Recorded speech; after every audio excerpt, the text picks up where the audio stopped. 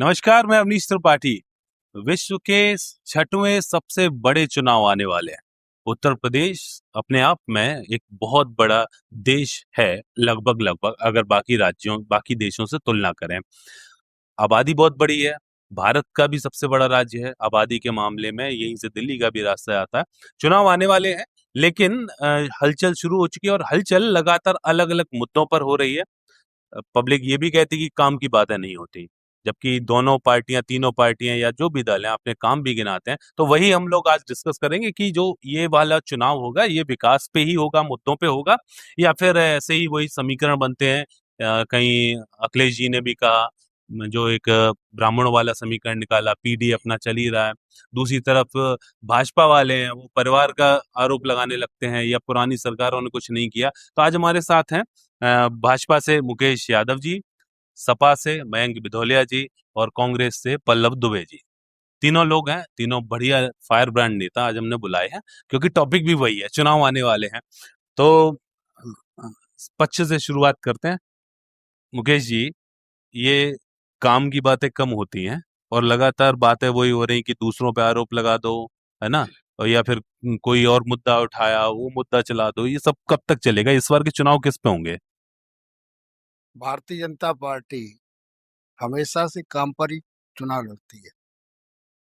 अब वो अलग बात है कि विपक्ष को न दिखें, लेकिन मैं बता दूं एक लाइन में, 2014 में सरकार बनने के केंद्र में सरकार बनने के बाद और 2017 में उत्तर प्रदेश में सरकार आने के बाद, 2014 में जब देश में सरकार माननीय मोदी जी के नेतृत्व में बनी, उस समय दुनिया में देश की जीडीपी 11 नंबर पर थी।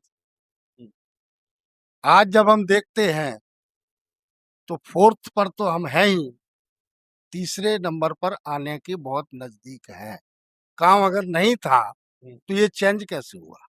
अब इटावा की बात करूंगा, ये तो देश की दुनिया की बात हो। इटावा की मैं बात करता हूँ। कभी हमारे विपक्षी दल एक एक्सप्रेस वे को लेकर के कहते थे हमने ये कर दिया वो कर दिया, जबकि ये एक्सप्रेस वे के जो विजन था, इस श्रद्धेय अटल बिहारी वाजपेयी जी के विजन का एक स्वरूप था, जो उन्होंने उस समय स्वर्णिम चतुर्भुज योजना लाए थे। उस आधार पर ये जो एक्सप्रेस वे आज देश के अंदर और देश में इटावा इटावा जो है, तीन तीन एक्सप्रेस वे को कनेक्ट करने वाला जिला बन गया। चौथा आने वाला है कोटा एक्सप्रेस वे। तो ये लोग तो काम गिना रहे, कह रहे बहुत बहुत ज्यादा काम हुआ, एक्सप्रेस वे भी, और ये चौथी अर्थव्यवस्था बन गया। वो अभी कह रहे थे कि अटल बिहारी वाजपेयी का विजन था, तो हम कम मना कर रहे हैं। विजन है बस तुम्हारे पास, उसको जमीन पे धरातल पे काम करने का काम तो हमने किया है ना। अटल बिहारी वाजपेयी का विजन ही तो बता रहे हैं वो। अटल बिहारी वाजपेयी ने बनाया तो नहीं था ये काम तो हमने किया है। नहीं, ये कह रहे एक ही तो बनाया था, हमने तीन तीन बना दिए। अरे आप केंद्र में हो, आप केंद्र में भी तो हैं। हमें उत्तर प्रदेश की जिम्मेदारी तो उत्तर प्रदेश में बनाया, और जितने देर 5 साल हमारी सरकार रही उतने में काम किया हमने। आप 10 साल से 10 साल में आपने किया क्या? आपने जो एक्सप्रेस वे बनाए उनमें गड्ढे हैं, पानी भरा है, जाके देख लो। और कोई काम जैसे 10 साल में ये काम हो रहे हैं? आप तो 5 साल के बहुत सारे काम गिनाते हो, दस बहुत साल में सारे काम काम। नहीं हुए? क्या काम हुए हैं बताएं हमें, बता दें, एक एक करके बता दें हमें, हम उनका जवाब हम देते जाएंगे। पूछेंगे उनसे। आप पूछ लीजिए, आप कौन कौन से काम किए, मैं उसका जवाब देता चलो पहले इनसे पूछे, कांग्रेस वाले ये भी आरोप लगाते हैं। आप बताओ, आप काम हुए कि नहीं? काम जो भी आपने अभी जो बताया यहाँ पे कि जीडीपी पे आप आ गए सीधा सीधा, मुझे लगता है जीडीपी, लगता है आपको भाजपाइयों को झूठ बोलने की ट्रेनिंग बहुत बड़ी दी जाती है। इतनी बड़ी ट्रेनिंग तो मैंने किसी भारत में किसी को देखी नहीं, किसी संगठन को। आप कह रहे 11% की जीडीपी, और कोरोना में -23% के लिए तो अरिजीत पटेल इस्तीफा दे के गए। रघुराम राजन ने अपनी कहा कि देश की जीडीपी का कोई बुरा हाल है। आपके आरबीआई के जितने गवर्नर जा रहे हैं उनके इस्तीफे हो रहे हैं। नरेंद्र मोदी है क्या कि उन्होंने एक सिगुपा ढूंढ रखा है कि हमने काम किया है। काम अगर किया होता तो इस देश में आज युवा मर ना रहा होता, किसान आत्महत्या ना कर रहा होता। है क्या कि भाजपा की सरकार ये जो स्वर्णिम चतुर्भुज की जो बात करती है, इटावा की बात ले लें, अगर स्वर्णिम चतुर्भुज अगर कहीं गिरा जाके, तो एक सांसद के गांव में ही सारे स्वर्णिम चतुर्भुज गिर गए जाके, और वहीं से रास्ता मिल गया। कौन सा स्वर्णिम चतुर्भुज भाई? हमने दूसरा रास्ता वहां से मिल गया जाके। आपने कौन सा कट दे दिया यहाँ जाकर? अगर आप केंद्र में, अगर आप वहां पर सांसद थे, तो आप एक गांव के सांसद हो गए जाके वहां पर। कौन सा हिस्सा आपने दिया?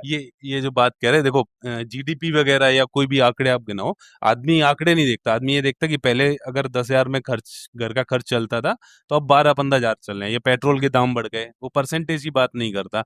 आम आदमी के जो रोजमर्रा की चीजें हैं, उनकी बात भी तो बताइए। 2014 में, 14 से पहले तो कांग्रेस सरकार थी। मैं इन्हीं की बात को आगे बढ़ाता। 2014 में पेट्रोल के दाम क्या थे? 70 शायद। 82 रुपीज।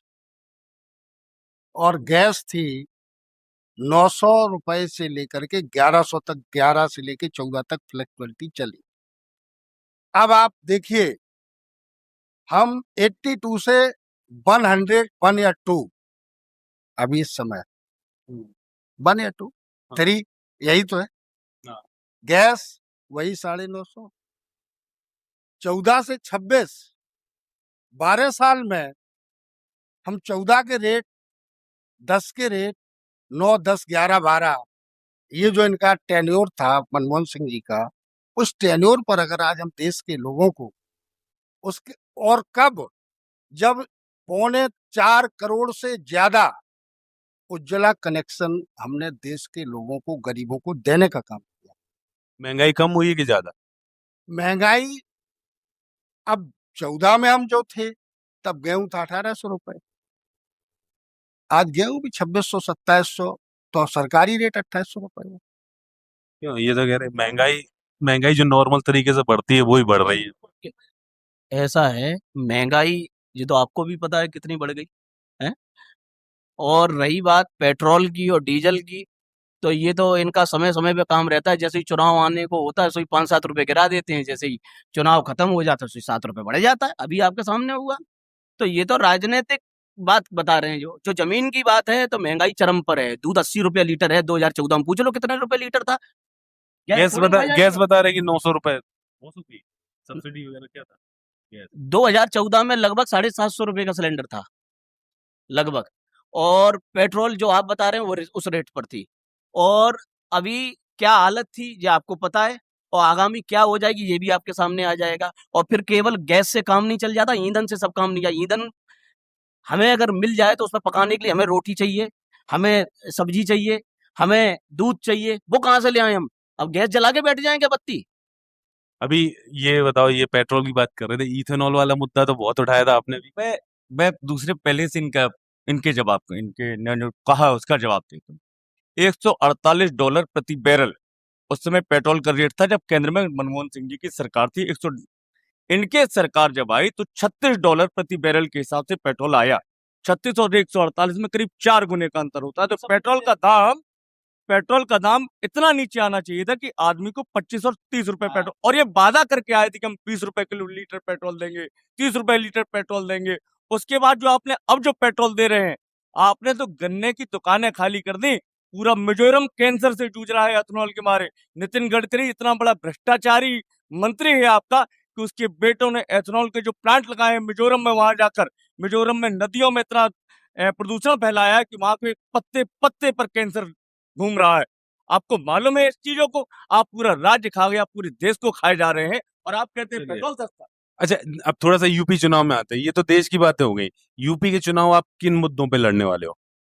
हमारे मुद्दे पहले से घोषित हैं, हम झूठ तो बोलते नहीं। यूपी के चुनाव, यूपी के चुनाव में अभी हमारे मित्र हंस रहे ना, इनको बताना चाहता हूं कि 2012 में समाजवादी पार्टी का घोषणा पत्र पढ़ लेना थोड़ा। 2012 में समाजवादी पार्टी इसी प्रदेश के लोगों से वादा करके आई थी कि हम कन्या विद्या धन देंगे और बेरोजगारी भत्ता देंगे। बस आप सरकार बन गई। सरकार बनने के बाद 2 साल कन्या विद्या धन दिया और 18 महीने केवल बेरोजगारी भत्ता आया है। तो मैं इनसे पूछना चाहता हूं कि आपकी सरकार तो 60 महीने रही, तो 18 महीने में क्या बेरोजगारी खत्म हो गई थी? किस बात कर रहे थे, क्या आ गए? और ये बता रहे हैं जो आपने क्या कह दिया, कन्या विद्याधन की बात करी। मैं इस बात पे हंस रहा था, तो वो ये कह रहे थे कि हम झूठ तो बोलते नहीं है। तो बस इसी बात पे हंसी आ गई, क्योंकि हम सब जानते नहीं, हैं ये सब भाजपा की बात कर रहे हैं कि भाई साहब की बात कर रहे हैं? भाजपा के वालों नहीं, भाजपा की बात। ये पर्सनल नहीं था। भाई साहब कह रहे हैं कि भाजपा ने जो किया, जो कहा वो किया, हम झूठ बोलते नहीं है। नहीं, कन्या विद्याधन तो कह रहे 2 साल में रोक दिया था और बेरोजगारी भत्ता नहीं दिया। क्या क्या किया था? बेरोजगारी भत्ता भी आया भाई साहब को कम टाइम में आए, ये कह रहे कि 2 साल आया कि नहीं 18 नहीं, रुक के आया है, लेकिन पूरा आया। इसके आंकड़े हैं, अगली डिबेट में बुला लेना। अगली डिबेट 60 महीने का अगर ये हमें प्रूफ दिखा दें और पूरे 5 वर्ष कन्या विद्याधन दिखा दें तो मैं इनको दे भाई साहब ले आंकड़े ले आए तो अगली डिबेट के लिए। चलो ठीक है। हाँ। तो आप भी तो गिनाओ, आपने क्या क्या और दिया था। आप तो लैपटॉप बहुत गिनाते हो आप तो लैपटॉप बांटे हैं ना, लैपटॉप बांटे, आंकड़ी हुई तो कह रहा हूँ मैं तो बता मदद कर रहा हूँ कि लैपटॉप बांटे हैं। लैपटॉप बांटे, स्कूटी बांटी, शिक्षा फ्री कर दी, खेतों में पानी फ्री कर दिया, बिजली में इतना संकट नहीं था। क्या बात कर रहे हैं आप? आज की डेट में एक गरीब आदमी बिजली का बिल नहीं भर पा रहा है, उसके बाद उसके वारंट निकल जाते हैं, पुलिस परेशान करती है, भ्रष्टाचार है थानों में। ये था क्या समाजवादी पार्टी की सरकार में? नहीं था। हम व्यवस्थित कर चल रहे थे, शिक्षा फ्री थी, है अभी। स्कूलों में भ्रष्टाचार है, इंग्लिश मीडियम स्कूलों में बच्चों के पढ़ाने की औकात नहीं रही आदमी की। कैसी बात कर रहे हैं आप? ये कह रहे भ्रष्टाचार, दवाई फ्री है, हॉस्पिटल फ्री है, क्या नहीं चाहिए बताइए? जो समाजवादी पार्टी की सरकार में हॉस्पिटल बने आज की डेट में फ्री है। आप सेफई जाइए, नेताजी ने जो हॉस्पिटल बनवाया, क्या वो केवल समाजवादी कार्यकर्ताओं के लिए है? वो हर किसी के लिए है, चाहे उसमें हिंदू जाए, मुसलमान जाए, सिख जाए, ईसाई जाए, ब्राह्मण जाए, क्षत्रिय जाए, वैश्य जाए, हरिजन जाए, कोई भी जाए, सबका इलाज होता है। किसी से कोई पैसा लगता है? यह व्यवस्था की समाजवादी सरकार ने। ये कह रहे भ्रष्टाचार नहीं था बिल्कुल, अब तो हालत खराब हो चुकी है। भ्रष्टाचार समाजवादी पार्टी में नहीं, बड़ा ये विलोम शब्द है। भ्रष्टाचार और समाजवादी पार्टी इक्वल। गरीबों की जमीनें घेरी गई, उस समय ये पता नहीं था किस भले आदमी को समाजवादी पार्टी का गुंडा के चौराहे पर जूते मार दे। इनके खुद के नेता इटावा जनपद के सैकड़ों स्कूलों की कमेटियों में मैनेजर बन गए। लोग आज तक तड़फ रहे हैं, उसमें एक पीड़ित मैं भी हूँ। सुशील तोमर बीएसटी कॉलेज के मैनेजर, जमीन लगी है पूरी, आप जानते होंगे। सुधीर त्रिपाठी लड़ते लड़ते हाईकोर्ट कैसे बचा पाई कॉलेज। आज भी सैकड़ों कॉलेजेस जिनके कब्जे में है, जिनके पिताजी ने कभी एक ईंट नहीं लगाई, वो सैकड़ों कॉलेज के मैनेजर हो गई। कैसे हो गई? ये समाजवादी पार्टी की सरकार में जो गुंडागर्दी हुई, लूटपाट हुई, हल्ला बोल संस्कृति। ये कह रहे हैं कि उस समाजवादी पार्टी की सरकार में एक दो नाम गिनाए, मैं बता रहा हूँ, एक दो नाम गिनाए उन्होंने और ये कहा कि समाजवादी पार्टी की सरकार में हल्ला बोल यानी गुंडागर्दी, उनके आपके जो नेता थे उन्होंने जमीन पे कब्जे वगैरह किए हैं, ये कह रहे इनकी जमीन पे कब्जा हुआ है या तुम्हारी पे हुआ है? तुम तो ब्राह्मण हो, हैं। मेरी पे नहीं हुआ, मेरे पास जमीन ही नहीं है। तुम्हारी पे हुआ है? यहाँ बैठी पब्लिक से पूछ लो किसकी हुआ, मेरी जमीन पे तो नहीं हुआ। कैसी बात कर रहे हो? किसके नाम गिनाए? बीएसटी इंटर कॉलेज, अरे एक बीएसटी इंटर कॉलेज की बात श्री प्रहलाद स्मारक इंटर कॉलेज के मेरे फादर, सुनिए आप अभी नहीं जानते ना, नहीं आप जानते, नहीं, अपने खुद के कॉलेज की बात कर रहा हूँ। देखिए हम एक बात बताएं, तब की बता रहे हैं ना, तब खुद समाजवादी पार्टी में थे। वो यही तो कह रहे कि तब मैं भी पीड़ित हूँ। पीड़ित नहीं, आप कोई गलत काम करोगे तब तुम्हारे साथ कुछ अन्याय हो जाए, तब तुम कोई न्याय कर दे अगर, तो आपको पीड़ा होती है। तब आप खुद कब्जा कर रहे थे, समझ रहे? तुमको कब्जा नहीं करने दिया तो तुम भाजपा में चले गए। ये आप तय करें ना किसका कब्जा? नहीं व्यक्तिगत नहीं है, नहीं ये आरोप, तो आप समाजवादी पार्टी में ही थे। वो तो यही बात कह रहे, मैं भी पीड़ित था। नहीं सुनो, पार्टी सही थी। सुनो, तब पार्टी, इनसे ये पूछो तब पार्टी सही थी। 2006 में समाजवादी पार्टी ज्वाइन किया और वो नेताजी के आह्वान। मेरे पिताजी को 26 दिसंबर 1996 को, जब वो भारतीय जनता पार्टी मंडल बसरे के अध्यक्ष थे, 1 किलो चरस में फर्जी मुकदमा लगा करके इन्होंने जेल भेजा। क्यों भाई? फर्जी मुकदमे तो लगते हैं। फर्जी मुकदमे लगाना, लोगों को पीड़ित करना, लोगों को कैप्चर करना, समाजवादियों का यही उत्थान का कारण रहा। और अब ये हो नहीं पा रहा, सरकार में ये हो नहीं पा रही गुंडई, तो सरकार से दूर है। क्या सुंदर बात कही, फर्जी मुकदमे। अभी 4 दिन पहले ही इटावा में एक रेसू चौधरी लड़का है, ब्राह्मण समाज से आता है, उसके ऊपर सरदा भदौरिया जी के कहने पर एक कोरी समाज का व्यक्ति है लड़का, उसका नाम हमें जो ध्यान नहीं, शायद अंकित नाम है, हाँ फोटोग्राफर उनका, उसने फर्जी मुकदमा लगा दिया। और एक बात बताओ, जो आपके ऊपर मुकदमा लगा या आपके परिवार के किसी जन के ऊपर मुकदमा लगा, उसमें नेताजी वादी थे, नेताजी खुद वादी थे। फर्जी मुकदमे ही क्या? फर्जी मुकदमे में सरताजी वादी है क्या? जवाब दो। सरदार जी का फोटोग्राफर वादी है, और उसी दिन की घटना है जिस दिन ये बहसबाजी हुई। अच्छा ये बताओ, आप तो बाहर से दोनों सरकारों को देखा, 12 से जो 17 से आगे, इन दोनों में किसमें भ्रष्टाचार कम था, किसमें शांति ज्यादा थी? भ्रष्टाचार, आज का भ्रष्टाचार आज का नहीं, आज का और सपा वाला। आज के भ्रष्टाचार बात करिए, जगह जगह कब्जे हैं, सरकारी जमीनों पर कब्जे हैं, यहाँ तक छोड़िए सिंचाई विभाग के डाक बंगले तक पे भाजपाइयों का कब्जा है। और जहां तक बात करते हैं मुकदमों की, 307 से लेके फर्जी मुकदमे में झेल रहा हूँ, और जो कहते हैं बोले गवाह कौन, पूरी भारतीय जनता पार्टी गवाह है, एक आदमी की चोट नहीं है। दूसरी बात है, आपने जितने कब्जे किए इस सरकार में, आपके पूर्व सांसद पे कब्जे के आरोप लगे, आपके वर्तमान जनप्रतिनिधियों पे कब्जे के आरोप लग रहे हैं, आपकी जो वर्तमान से जनप्रतिनिधि लगे उस पे कब्जे, और सारे कब्जे ब्राह्मणों पे है। कैसी बातें करते हैं आप? ब्राह्मण के क्रेडिट सब लेना चाह रहे हैं अखिलेश जी भी, और इधर भी, और ब्राह्मणों को बता रहे कि बड़ी दिक्कत है। अखिलेश जी ब्राह्मण का क्रेडिट अगर लेना चाह रहे तो छिबरा मऊ के नीरज मिश्रा का सर कटा अभी मिला नहीं है। संतोषपुर कांड में क्या हुआ था? संतोषपुर कांड पे इनने क्या कर दिया, सो तो पूछे। पूरी भारतीय जनता पार्टी ने, भारतीय जनता पार्टी राजनीति करके केवल आई, पूरी भारतीय जनता पार्टी। सरकार उस समय नहीं थी ना। कौन सी सरकार? तो मुद्दा उठाना चाहिए था, आप तो केवल मुद्दे उठा रहे थे। कांग्रेस ने यहाँ प्रदर्शन किया 6 दिन का, आपको मालूम है, पूरा प्रतिनिधिमंडल यहाँ आया, रीता बहुगुणा जोशी है, इनका यहाँ कौन सा नेता है राजनीतिक रोटियां सकते हैं इस आपके नाम पर? संतोषपुरा कांड गिना रहे हैं, और समाजवादी पार्टी में शुरू से ब्राह्मणों को सम्मान रहा। एक बात बताइए, आप ये कह रहे हैं कि संतोषपुरा कांड अगर समाजवादी पार्टी ब्राह्मणों से चिढ़ रही होती, ब्राह्मणों से नफरत कर रही होती, तो आज उत्तर प्रदेश का सबसे बड़ा पद समाजवादी पार्टी का ब्राह्मण नेता के पास नहीं होता। कैसी बात कर रहे हैं वो? संतोषपुर कांड ये नहीं, इससे पहले भी और भाजपा के नेता हैं, वो सब गिना चुके हैं। हम 1000 कांड गिना दे, कल का ही कांड गिन लो, उसको गाली दी गई, गंदी गाली दी गई, वो ब्राह्मण का बच्चा था इसलिए दी गई। आपके 7 लोगों का हत्याकांड देखें, आप रायबरेली कांड देखें, आप इलाहाबाद के कांड देखें, कहाँ इतने कांड है। वहां दीक्षित जी के परिवार को 7 लोगों को बुलडोजर से वहां मार दिया गया, और झोपड़ी में ले जाकर उस झोपड़ी में आग लगा दी प्रशासन ने, मालूम है कब्जा करवा दिया हो। ये कह रहे हैं कि योगी जी की सरकार में भी फर्जी मुकदमे भी हो रहे हैं, कब्जे भी हो रहे हैं, मतलब सुरक्षा का इंतजाम नहीं है, उस तरीके का भ्रष्टाचार नहीं है, नहीं रुक रहा। एक्चुअली में जो जल्दी भूल जाती ना। अभी असद यादव पे किसने मुकदमा लिखवाया था? वो असली था क्या? बताइए। अभी पूछूंगा, आप बताओ, आगे पूरी बात बताओ। आप बताइए, समाजवादी पार्टी 2017 से सत्ता से बाहर है, कारण समझ रहे हैं?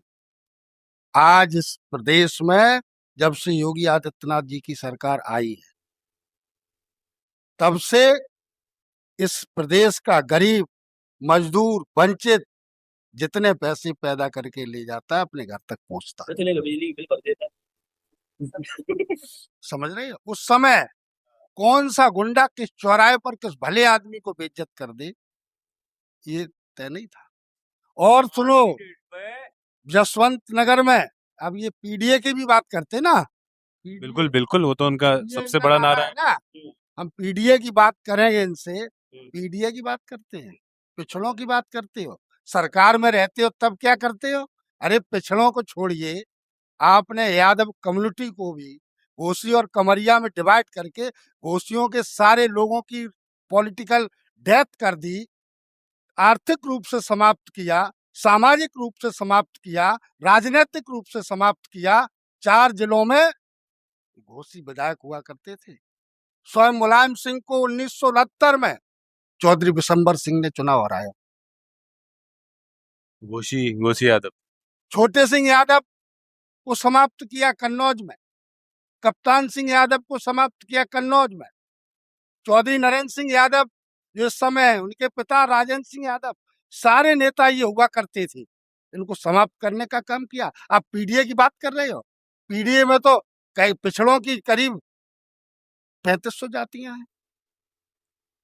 समाजवादी पार्टी की सरकार बनती है, देखो भाई, मुख्यमंत्री अखिलेश जी, राष्ट्रीय अध्यक्ष नेताजी, 20 विभाग के मंत्री रियल ब्रदर, प्रमुख महासचिव घर में, उसके बाद भी इनका यादव नहीं डटा।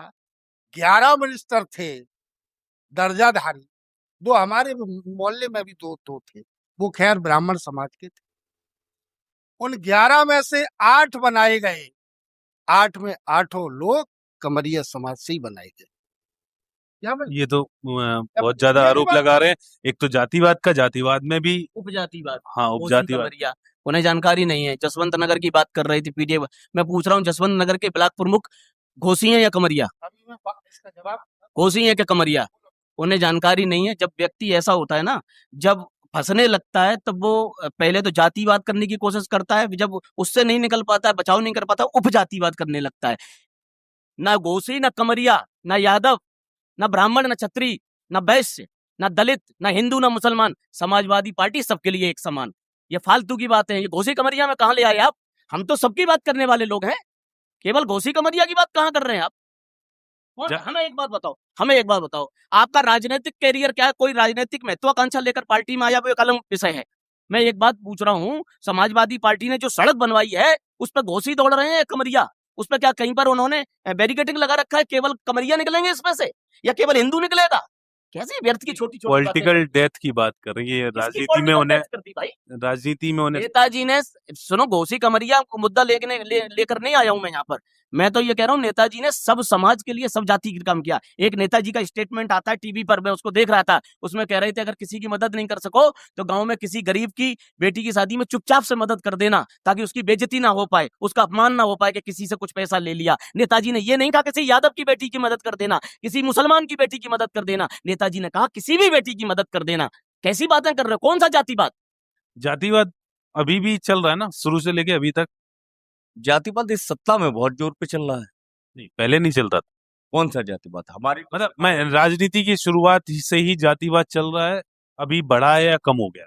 देखिए, मैं बताऊं, मेरी 89 से यहाँ पर उत्तर प्रदेश में कोई सरकार नहीं।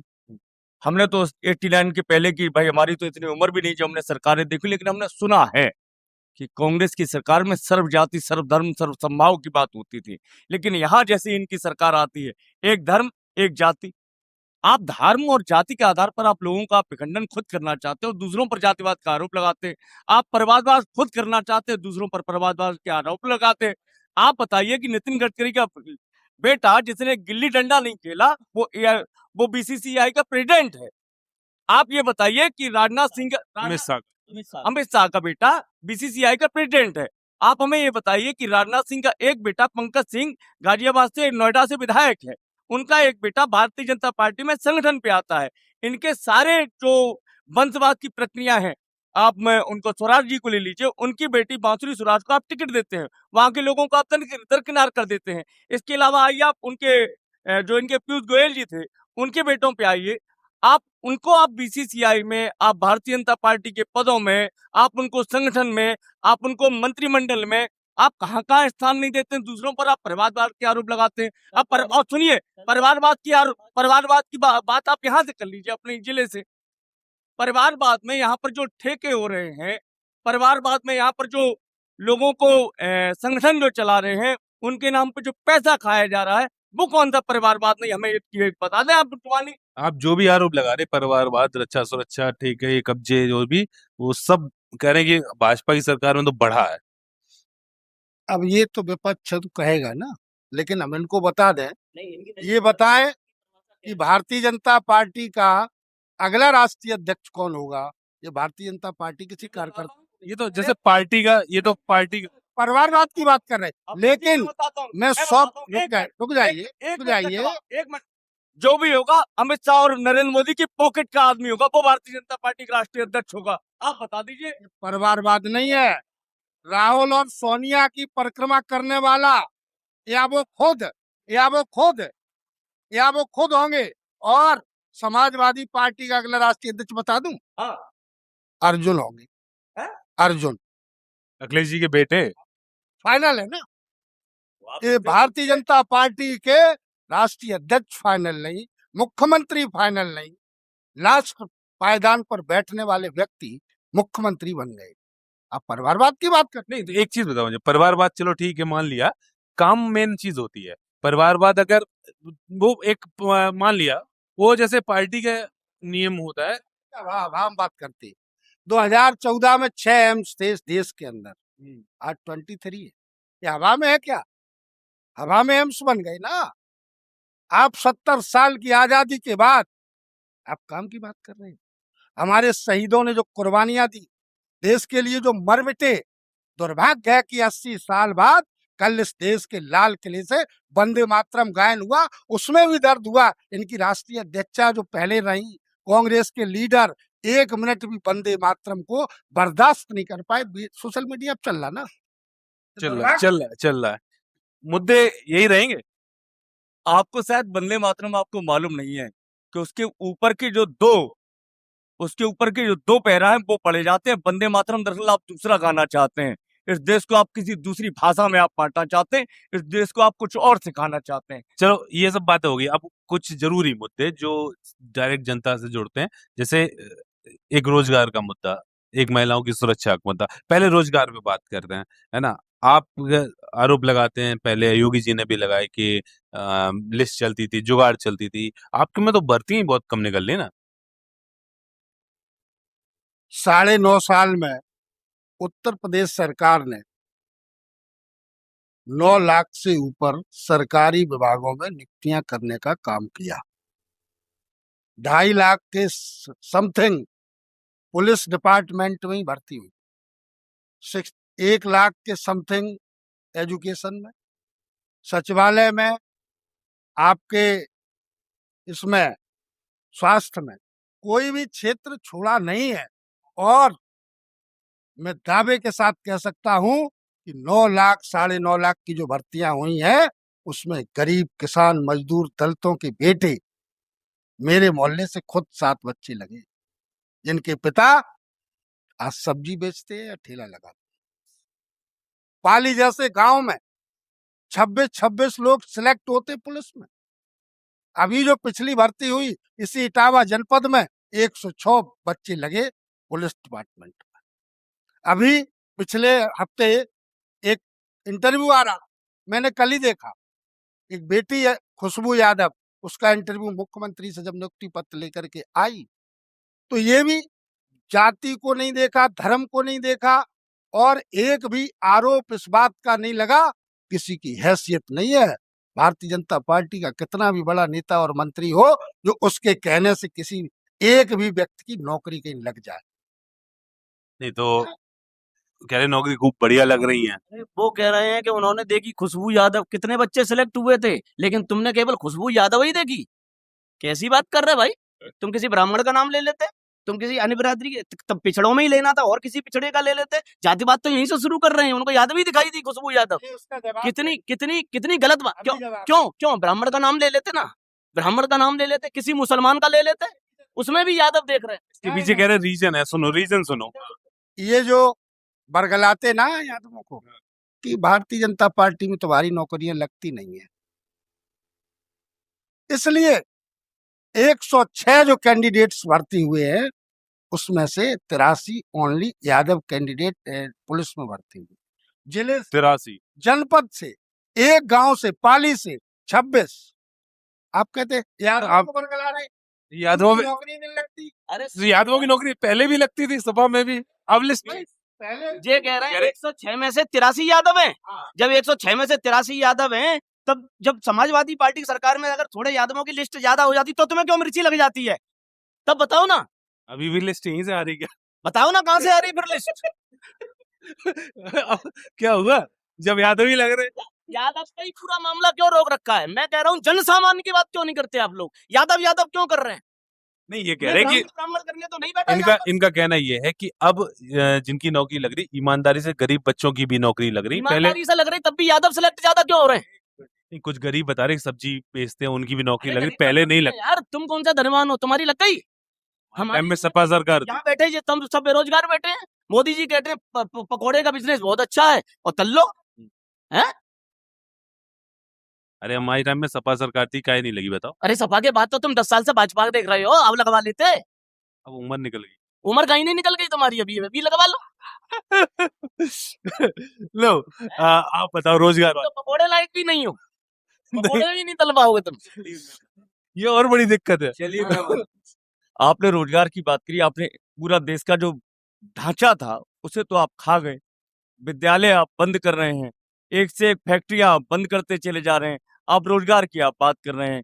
आप केवल ये क्यों नहीं कहते हैं कि जो पेपर जो लीक हुए उन पर आप बात नहीं करना चाहते हैं? सारे पेपर लीक करके अगर आपने 9 लाख अगर रोजगार अगर आपने दे दिए करोड़ों की आबादी में, तो कोई एहसान थोड़ी ना कर दिया इस प्रदेश पर।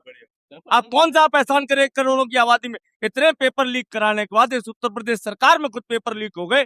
पेपर लीक पे आपने क्यों नहीं बात करी? आपने क्यों नहीं कहा? आपने किसी पर कार्रवाई नहीं कर दी। आप भ्रष्टाचार की आप बात करते हैं। इतने पेपर लीक तो किसी गवर्नमेंट में नहीं हुए। इतने लोगों ने, इतने छात्रों को भी आत्महत्या नहीं किया आके जितने इस सरकार में आत्महत्या हो गई। और आपने एक भी भ्रष्ट के ऊपर अगर कार्रवाई की होती तो मैं आज आपकी शाबाशी देता था, क्योंकि जितने भ्रष्ट थे वो सब भारतीय जनता पार्टी के कार्यालय में पाए गए। जितने भ्रष्ट थे वो सब भारतीय जनता पार्टी के नेताओं से शाबाशी लेते हुए पाए गए, क्योंकि उनमें भारतीय जनता पार्टी के भ्रष्ट नेता शामिल है। मैं 2 लाइन कहना चाहता हूँ कि बच्चों की शिक्षा खा गए, रोजगारों का धंधा खा गए, राम मंदिर बना लिया और करोड़ों का चंदा खा गए। क्या बात है, बहुत बढ़िया। आप जैसी बात करी थी, जैसा बात कर रहे थे रोजगार की, तो यहाँ पे हमारे साथ कुछ शिक्षक हैं, क्योंकि मैं खुद भी मैथ की ट्यूशन पढ़ाता था, कोचिंग कराता था। यहाँ हमारे साथ कुछ शिक्षक भी हैं जो बच्चों को युवाओं को रोजगार दिलवाने का काम करते हैं, उनको पढ़ाने का काम करते हैं। हम चाहेंगे कि उनसे भी उनके विचार लिए जाएं। हमारे साथ हैं राहुल तोमर जी, आलोक गुप्ता जी, बेनी सर और सौरभ सर, है ना।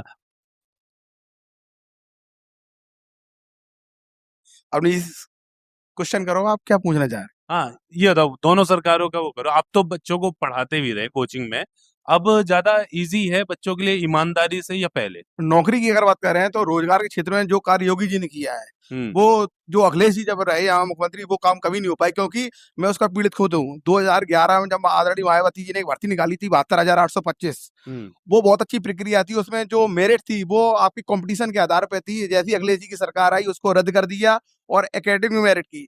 मेरा 72,825 में मेरा खुद का 42वां स्थान था, मतलब मैं नौकरी कर रहा होता। लेकिन अखिलेश जी ने प्रत्यावेदन के नाम पर हजारों एक जाति के लोगों को उसमें मौका दिया। फलस्वरूप आप देख रहे हो डेली कहीं 70 टीचर बाहर हो रहे, क्यों 17 टीचर बाहर हो रहे, क्यों 15 टीचर बाहर। आकर वो किस सरकार के हैं? वो अखिलेश सरकार की देन है।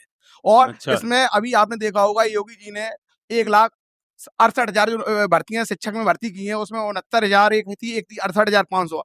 आपने देखा होगा बिल्कुल पारदर्शी तरीके से उसमें भर्ती हुई। जो पात्र था उसे नौकरी मिली और जो अपात्र था उसे नौकरी नहीं मिली, और अगली भर्तियों से पुनः मौका मिला। तो अगर रोजगार की बात करें तो हम यही कहेंगे कि पारदर्शिता के मामले में योगी जी का कोई जवाब नहीं है। अभी जैसे हमारे बड़े भाई आदरणीय पल्लव दुबे जी कह रहे थे जी। कि भ्रष्टाचार चरम पर है और अब तो इसमें नौकरी नहीं मिलती। हम सिर्फ एक बात कहना चाहेंगे, पुलिस की अभी 1 लाख भर्ती हुई, हमें एक व्यक्ति ऐसा बता दे जिसने पैसे देके नौकरी ली हो। जबकि पुरानी सरकारों में क्या होता था, लिस्टें चलती थी, जो लिस्ट आती थी प्रशासनिक तौर पर वो फाड़ दी जाती थी, और जो नेताजी या मंत्री जी के द्वारा दी जाती थी उसका ही सिलेक्शन होता था। इसका मैं प्रत्यक्ष उदाहरण हूँ। आप बता दें, अभी लेखपाल की बात करें, आप सुन लें, लेखपाल की बात करें, हम कहना नहीं चाहेंगे, जसवंत नगर ब्लॉक में एक गाँव है, उस गाँव का नाम लेकर, उस गाँव से 18 बच्चे हैं, एक ही जाति के उसमें 18 लोग हैं, और बताओ मैं इस चीज को प्रूव कर दूं।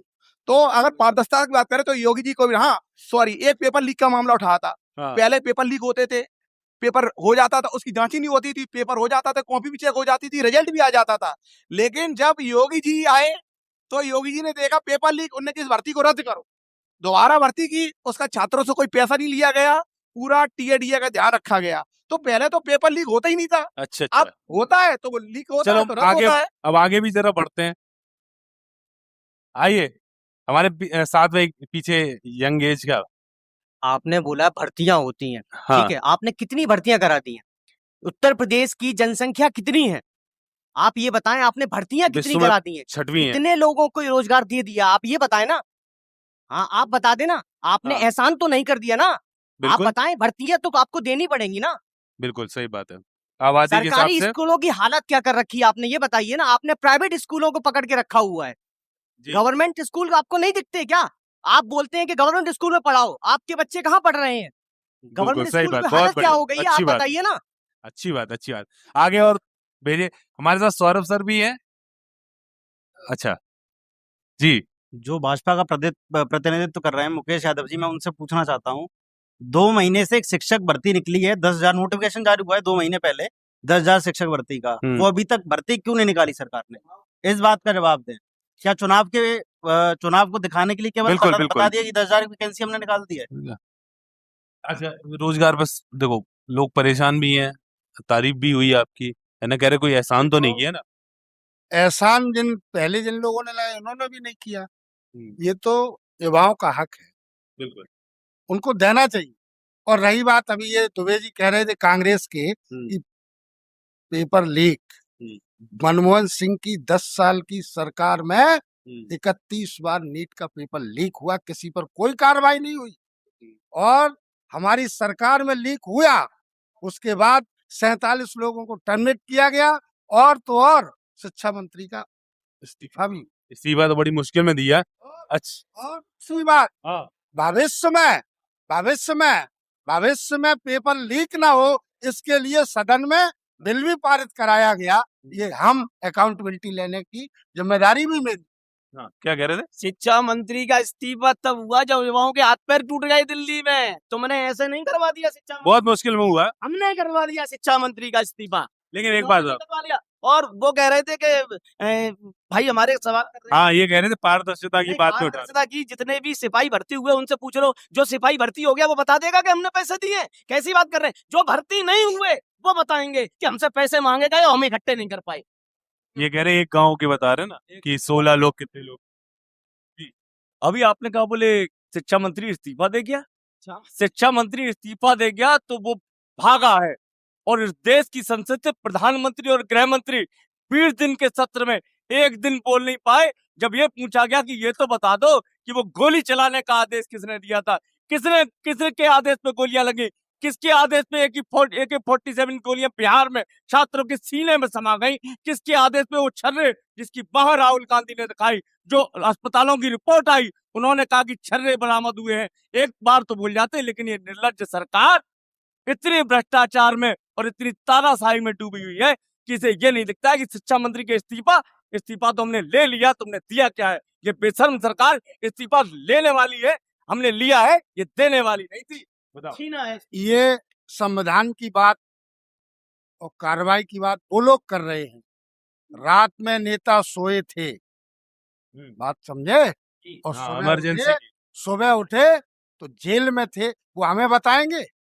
नहीं, बात ये है, अगर जिन्होंने इस देश में इमरजेंसी लागू की, वो संविधान की बात करेंगे? नहीं तो कोई कंपटीशन तो चल नहीं रहा। अगर इन्होंने गलत किया है तो आप भी थोड़ी करोगे। नहीं, हमने कोई गलत नहीं किया। हमारी सरकार ने 74 साल का 70 साल का जो कचरा था ना, साफ करने में समय लगेगा ना। आगे से एक भी भर्ती में अगर पेपर लीक होता है तो आज अकाउंटेबिलिटी संसद में निर्धारित हो गई। कैसे इनके वो भागे घूम रहे थे नेता प्रतिपक्ष, क्यों नहीं आए? आप 70 साल के कचरे में तो आप भी पैदा हो गए, और इस देश का प्रधानमंत्री भी पैदा हो गया 70 साल के कचरे में। आप 70 साल में कांग्रेस जो बनाया था उसे आप खा गए 12 साल में। आप इस चीज का आप जवाब दीजिए। आप कह रहे संविधान और लोकतंत्र की बात कर रहे हैं, जस्टिस लोहिया को आप जरा पूछ लीजिए, आप संजीव भट्ट को पूछ लीजिए जाके, जो जेल में चल रहा है देश के तानाशाह के मारे। जिसे आप उस मानसी सोनी के परिवार से पूछ लीजिए जिसके बाप को आपने किया, और उसके बाप से आपने मानसी सोनी को देश छुड़वाया और उससे एफिडेविट जबरदस्ती सुप्रीम कोर्ट में दिलवाया। कपिल शर्मा का दिल्ली की विधानसभा में जो बयान है उस पर क्यों नहीं बोल देते कि मानसी सोनी कौन थी? आप बताइए, संविधान की आप बात करते हैं। देखो, मैं शायद ये डिबेट अंतिम चरण में है। बिल्कुल, अब इसके बाद सिर्फ यही पूछेंगे हम। मैं एक बात पूछना चाहता हूँ भाई मुकेश यादव जी से। आप जो शिक्षा और संस्कार की बातें आप लोग मत किया करो, ठीक है? मुझे बड़ा गर्व होता है कि मैं उस पार्टी में हूँ जिस पार्टी के विधायक ने, मुख्यमंत्री ने कभी ये नहीं कहा कि मैं यादवों का नेता हूं, कभी ये नहीं कहा मुसलमानों का नेता हूं, हिंदुओं का नेता हूं, मुसलमानों का नेता हूं। ये कभी नहीं कहा। ये कभी नहीं कहा कि वो समाजवादी पार्टी के कार्यकर्ताओं के नेता हैं, उन्हीं का काम करेंगे। उन्होंने कहा मैं पूरी उत्तर प्रदेश के 24 से 25 करोड़ लोगों का नेता हूं और सबके लिए काम करूंगा। मेरी बात समझना, मैं इनसे पूछना चाहता हूं, क्या इनके विधायक, इटावा के विधायक ने ये बयान दिया कि वो भाजपा की कार्यकर्ताओं की नेता उन्हीं का काम करेंगी? इनके भाजपा के इटावा की विधायक पूछ लीजिए, संस्कार की बात करते हैं, शिक्षा की बात करते हैं। इनके विधायक ने एक ब्राह्मण बच्चे को गाली दी कि नहीं दी? पूछिए इनसे। अगर माइक इधर ये देना चाहते हैं जवाब, थोड़ा सा आप भी ये कह रहे कि केवल एक उसके नेता थोड़ी है जाति के या केवल एक पार्टी के। ये तो इस प्रदेश की जनता जानती है ना। नहीं, वो पूछो विधायक ने गाली ये दी कि कहते नहीं है, ये करते हैं। इन्होंने यादवों में भी एक गोत्र के अलावा किसी को लगाया नहीं, और बात कर रहे हैं आज ब्राह्मण और उसकी। इधर ये बैठे कुछ लोग, हाँ, ब्राह्मणों को गाली दे रहे हैं कि नहीं यादव जी, मुकेश यादव जी? ब्राह्मणों को गाली दे रहे हैं। मैं ये पूछना चाहता हूँ, आपके विधायक ने ब्राह्मण बच्चों, देखिए कितनी विडंबना, कितनी विडंबना है। अरे नहीं, मैं उससे बात कर ले थोड़ा। कितनी विडंबना है कि जब दो बच्चे वहां पर गए 4-5 लोगों को लेकर, और उन्होंने विधायक जी से कहा कि सड़क की व्यवस्था ठीक कर दो और वहां पर भगवान परशुराम की मूर्ति लगवा दो। एक मैं भी इस बात का विरोधी हूं कि इनको वहां नहीं जाना चाहिए था। चलो चले भी गए, बच्चे हैं, तो तुमको वो पत्र ले लेती और अपनी जेब में रख लेती।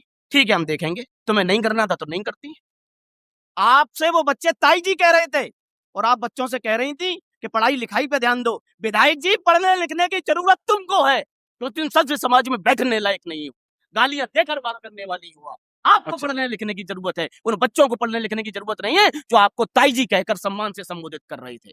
कितनी विडंबना है। मैं तो एक बात कहना चाहता हूँ, मुझे तेज नारायण शर्मा की 4 लाइनें याद आती हैं। जब से मंच अर्थदायक हो गए हैं, तोतले भी गीत गायक हो गए हैं, और राजनीति के मूल्य कुछ ऐसे गिरे, गालीबाज तक विधायक हो गए। अब यहाँ से पूछे, इसका जवाब ले लीजिए पहले। जवाब दे। जी, गाली दी कि नहीं दी, ये बताइए। गाली दी कि नहीं दी, ये तो एक जांच का विषय है। जांच का लेकिन नहीं, जब तक कंफर्म नहीं है, जब तक कंफर्म नहीं है तब तक मैं नहीं कहता। लेकिन आपके जो कार्यकर्ता जी, अगर गए थे, वो कार्यकर्ता थे ना, जी। समाजवादी पार्टी के लेटर पैड पर लिख करके गए। ये सुनियोजित षड्यंत्र था, सुनियोजित साजिश थी, और वो साजिश करता आप लोगों, आपके एक नेता का, आपके, अगर मैं कह दूं नहीं, आदरणीय मुकेश यादव जी आप कह रहे हैं कि ये सुनियोजित षड्यंत्र था। समाजवादी पार्टी 20 साल के बच्चों से षड्यंत्र नहीं करवाती और न षड्यंत्र में कोई रुचि दिखाती है। ये षड्यंत्र नहीं था। ये सुनिए षड्यंत्र था। आप कह रहे कि ये साजिश थी, तो हमें ये बता दीजिए कि अगर वो किसी पार्टी के भी अगर वो प्रतिनिधि थे तो क्या वो इस विधानसभा के नागरिक नहीं थे? और दूसरी बात, आप कह रहे बोले साजिश थी, तो आप ये बताइए कि किसके कहने बोले रगड़ आ गया है? वो जो रगड़ने, एक लास्ट मैं एक लास्ट बात कहना चाहता हूँ। अभी मुकेश यादव जी कह रहे थे साजिश थी और समाजवादी पार्टी का लेटर हेड। माननीय अखिलेश यादव जी को अगर योगी आदित्यनाथ जी से अभी कोई काम पड़ जाएगा तो कमल का फूल छापेंगे साइकिल वाला हटा के कि योगी आदित्यनाथ जी ये साइकिल वाला नहीं, अब कमल के फूल वाला है। आदमी अपना डेजिग्नेशन तो अपने साथ रखेगा। इसमें क्या बड़ा अपराध कर दिया उन्होंने, बताइए मुझे आप, क्या अपराध कर दिया? अगर साइकिल का लेटर हेड था, इसमें अपराध वाली क्या बात थी? ये लेटर की बात कर रही। भारतीय जनता पार्टी का घर में झंडा लगाने वाले लोगों पर सैकड़ों मुकदमे समाजवादियों ने लगवाए। आप बात कर रहे हो, आप डेजिग्नेशन की बात कर रहे हो, सैकड़ों। आपकी तो उम्र भी नहीं होगी। नहीं, मुद्दे से बिल्कुल नहीं हट रहा हूँ। आप झंडे को देख करके मुकदमा लगवाने वाले लोग हमें बताएंगे डेजिग्नेशन की परिभाषा। ऐसा है, आप भटक गए। नहीं आप भटक गए, आप जवाब नहीं दे पा रहे, फंस गए। आदरणीय मुकेश यादव जी आप फंस गए, आप जवाब नहीं दे पा रहे। चलो, फंस गए। अच्छा, आप ऐसा आप कह रहे जांच का विषय है। क्या जांच का विषय है? आपने मैं मुकेश यादव जी से बतौर बैठो, आराम से बैठो। नहीं, आपका अभी एक ऑडियो और चल रहा, आज एक ऑडियो और चल रहा। अरे एक मिनट, वो तो शामिल थे, एक मिनट, प्लीज एक मिनट। नहीं कह रहे, सुनो, ये क्या कह रहे हैं?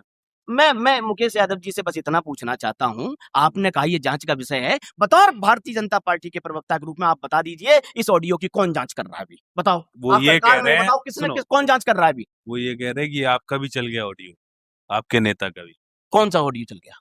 नहीं सुन के आए, आप बताओ। ये सुन के नहीं आएंगे ना चेयरमैन भारतीय जनता पार्टी। मैं जो जवाब चेयरमैन अरे की मैं कह जवाब रहे देता हूँ, मैं जवाब हैं, देता उनका हूँ, भी चल रहा है। मैं जवाब दूं। हाँ। इससे पहले भी एक ऑडियो वायरल हुआ जिसमें एक जाति विशेष को रगड़ने की बात इन्हीं दोनों नेताओं ने आपस में की। अब मुझे जवाब दे दीजिए कि उसके ऑडियो की जांच कौन कराएगा, बता दीजिए जरा आप हमें। एक बात बताएं, मैं आपसे एक बात कहना चाहता हूं, मैं समस्त विधायक उत्तर प्रदेश और मध्य प्रदेश, राजस्थान, पूरे हिंदुस्तान के विधायक और सांसदों से एक अपील है, ध्यान रखा करो, राजनीति अपनी जगह पर है, बच्चों से मर्यादित होकर बात करनी चाहिए। वो 20-22 साल के पढ़ने वाले बच्चे थे जिनको तुमने इतनी गंदी गाली दी, ठीक है? और ब्राह्मण थे इसलिए दे दी। कोई छत्री होता, कोई यादव होता तो यही विधायक गाली देकर दिखा देती है। अगर वो जवाब देकर नहीं आता तो मेरा नाम बदल देना है। वो ब्राह्मण बच्चे थे।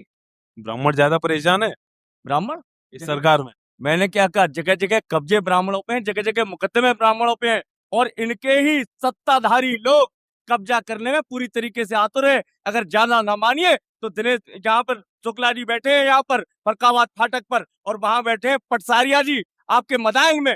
और ज्यादा पूछिए तो जाके पूछ लीजिए केशव पंडित बैठे कुंडेश्वर में। और भी ज्यादा पूछना हो तो आप चले जाइए लोहन्ना में, क्या हाल किया है इन्होंने जाकर। इन्हें अपनी बिरादरी में कोई गुंडा नहीं दिखता, यही केवल गुंडे दिखाई पड़ते हैं।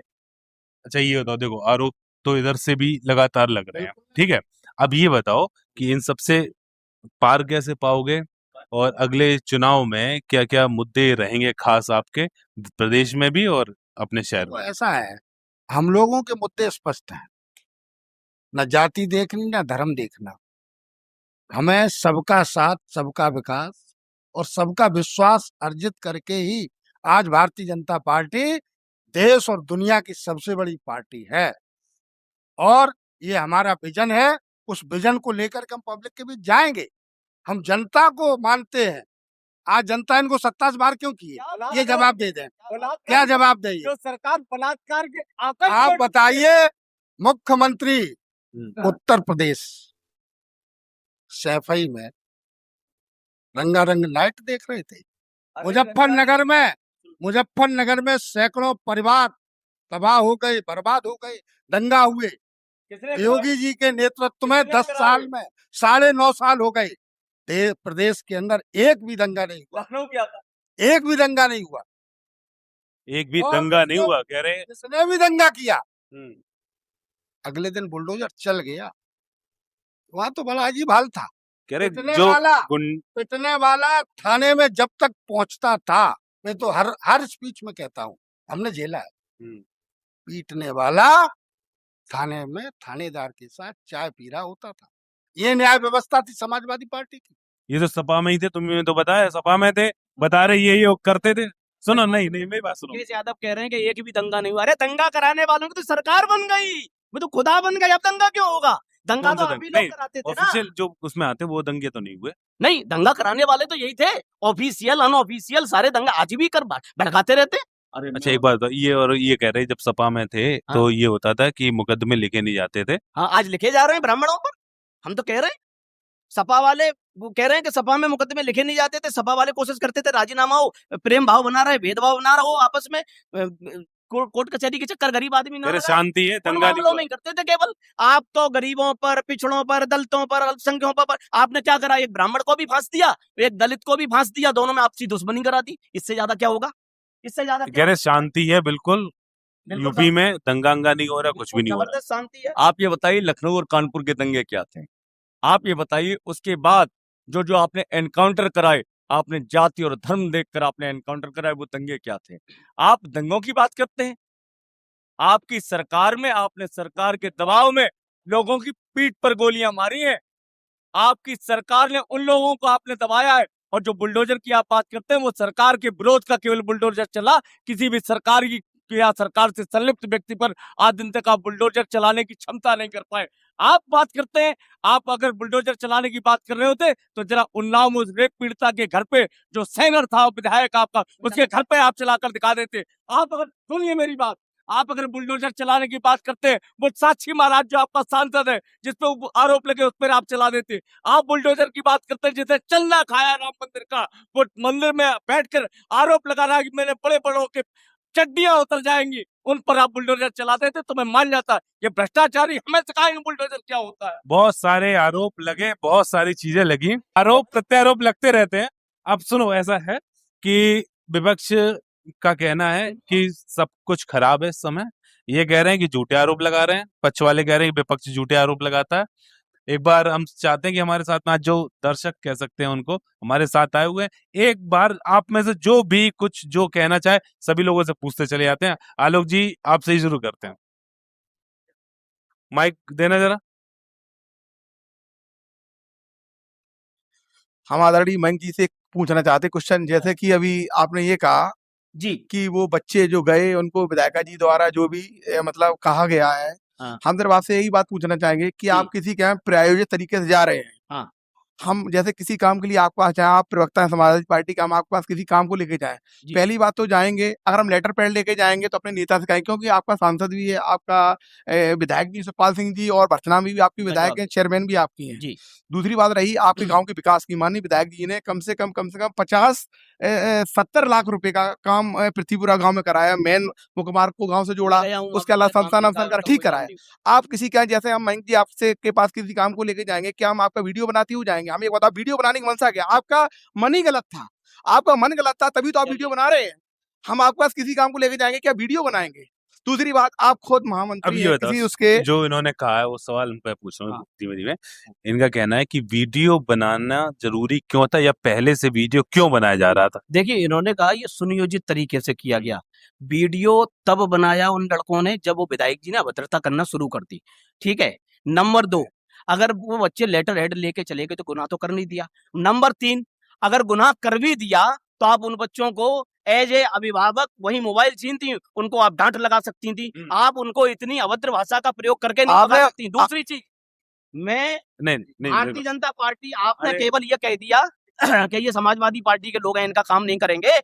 मैं शिवपाल यादव जी को आए दिन रात भर फोन करता हूं कि चाचा जी, ये भाजपा के मंडल अध्यक्ष हैं, ये उपाध्यक्ष हैं, मैं पहले ही बता देता हूं उनको, जिससे उनको ये ना हो, इनको सैफई भर्ती कराना बहुत गंभीर है। भैया एक सिर्फ एक बात हम कहना चाहेंगे, पूरी बात होनी आप चाहिए। मंत्री तो जी से आदरणीय शिवपाल यादव जी ने एक बार भी मुझसे ये नहीं कहा कि ये भाजपा के, इनको क्यों भर्ती करा रहे हो। आप- नहीं चाचा, आपने आप- आप जो कहते हो, आप मेरी एक मिनट सुनो आपकी सर, कोई मदद हुई? आप मेरी बात, आप मेरी बात जो सुनिए, रेट आप कर रहे मयंक हो, जी मेरी बात सुनिए। अरे मयंक जी बात सुनिए, मयंक जी मयंक जी बात सुनो, जनप्रतिनिधि सबका होता है। जनप्रतिनिधि भैया पल्लव भाई, जनप्रतिनिधि सबका होता है। बात सुनिए, आप अगर गलत मंशा से जाएंगे तो किसी का, अगर आप शिवपाल सिंह जी, आदरणीय शिवपाल सिंह यादव जी किसी गलत मंशा से काम करेंगे, वो भी नहीं कहेंगे। मैं खुद इसका प्रत्यक्ष प्रमाण, आदरणीय विधायिका जी ने, मेरी वाइफ इतनी गंभीर बीमारी से पीड़ित थी, उनको लगातार शासन से आज ही मदद हो रही है, मतलब कंटिन्यू मेरा रुपया राजीव गांधी कैंसर इंस्टीट्यूट में आ रहा है। बरौली कला के उपाध्याय जी खत्म हो गए, अपना प्लाट भागपुरा के बलराम यादव घेरे हैं, आज भी वापस नहीं करा पाए। सारे ब्राह्मणों की जमीनों पर, जसवंत नगर के जितने ब्राह्मण थे सारे वहां, चाहे अदियापुरा की, चाहे हेवरा की, चाहे बरौली की, कहाँ चली गई जमींदारियां? जो बटाईदार थे वो आज मालिक हो गए, समाजवादी पार्टी के लोग थे। वो बात कर रहे हैं आप, ब्राह्मणों की बात कर रहे हैं। सर्वाधिक तो- अपमान समाजवादी पार्टी में अगर हुआ है तो ब्राह्मणों का हुआ। तो आपने देखा कि कैसे एक दूसरे पर आरोप प्रत्यारोप तो चल ही रहे हैं, और ये चलते भी रहेंगे, क्योंकि चुनाव में यही होना है, कौन किसको ज्यादा आरोप लगा सके, कौन कितना ज्यादा क्रेडिट ले सके किसी के भले का। तो चलिए फिर से करते हैं, अगली बार फिर कोई डिबेट करेंगे, और फिर से हम बता दें ये हमारे स्पॉन्सर रू लाइफ के अमेजोन पे, फ्लिपकार्ट पे उपलब्ध हैं, आप लोग आए। बहुत बहुत धन्यवाद हमारे भाजपा से मुकेश यादव जी का, मयंक बिदौलिया जी का सपा से, और पल्लव दुबे भैया का कांग्रेस से, और मैं अवनीश त्रिपाठी। और सबसे ज्यादा धन्यवाद एड्रेस वालों का। हमारे यहाँ इस तरीके का कुछ नहीं चलता, हमारे यहाँ एडिट करने वाला प्रजापति लड़का है, मैं ब्राह्मण हूँ, ये रजत और अमन यादव है। राजनीति में हमेशा चलता रहेगा, राजनीति जाति है कि जाति नहीं, चलती रहेगी।